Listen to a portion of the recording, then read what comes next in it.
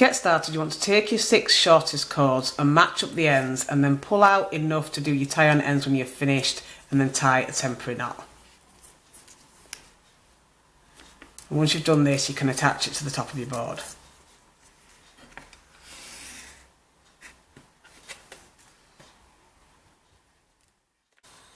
Once you've attached your shortest cords to the board, you can take your longest cord and attach this to the rest of the cords. So to do this, you want to match up the ends and then run it through your fingers to find the centre.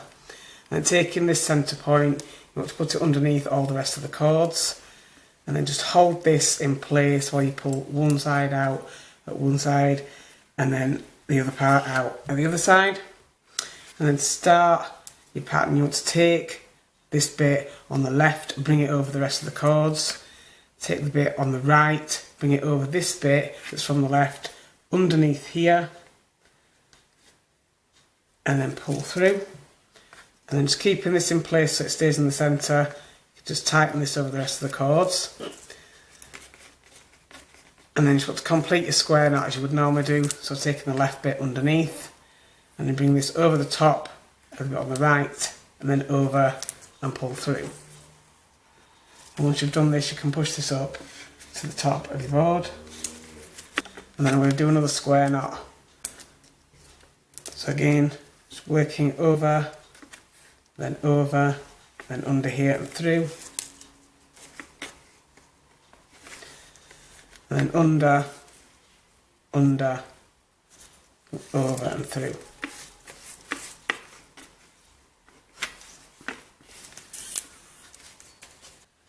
So once you've attached this cord, you can start with the colours in the centre. So I'm going to be doing one colour at a time here. So I'm going to take the red cord out to begin the pattern, and I'm going to be keeping this black cord to one side. So I'm not going to be working this for the next part of the pattern. Now you can use black like I have, or you could use white or grey or silver. I think those are better contrast colours if you're using rainbow in the centre like I am, but you can really use whichever colour you want. I just thought black worked better.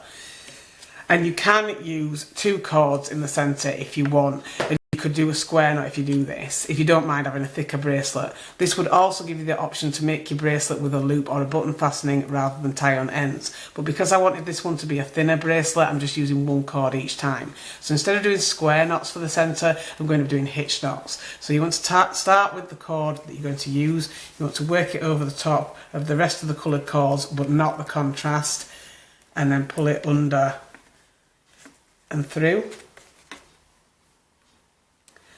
and then you want to complete the knot by working it underneath the rest of the coloured cords and then going over and through.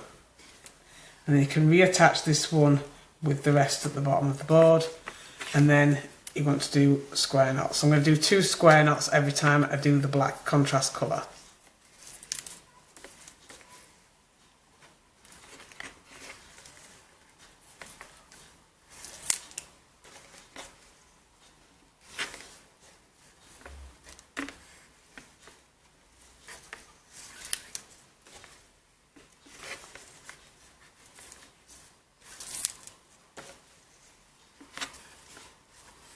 So again, you want to drop your contrast colour and then take the next colour in your sequence. So for me, this is orange because I'm doing a rainbow theme, but again, this depends on the colour sequence you're using.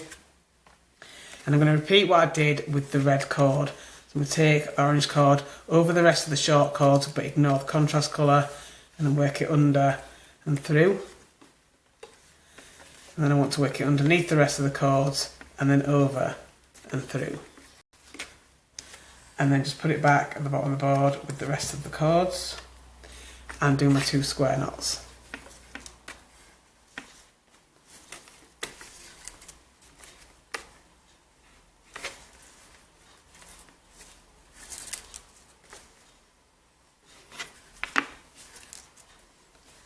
And then I want to take the next colour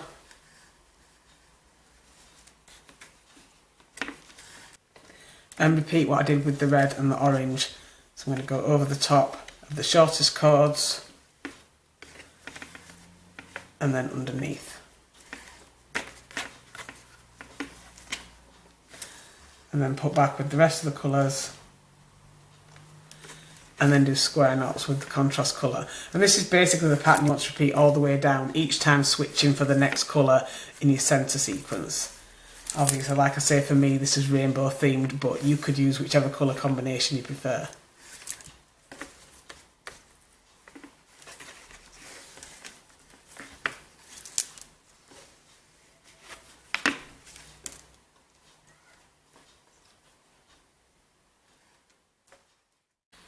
So once you've got the bracelet as long as you want it, you can trim and seal your two ends here. So I'm going to use a lighter to seal, but you could use glue if you prefer.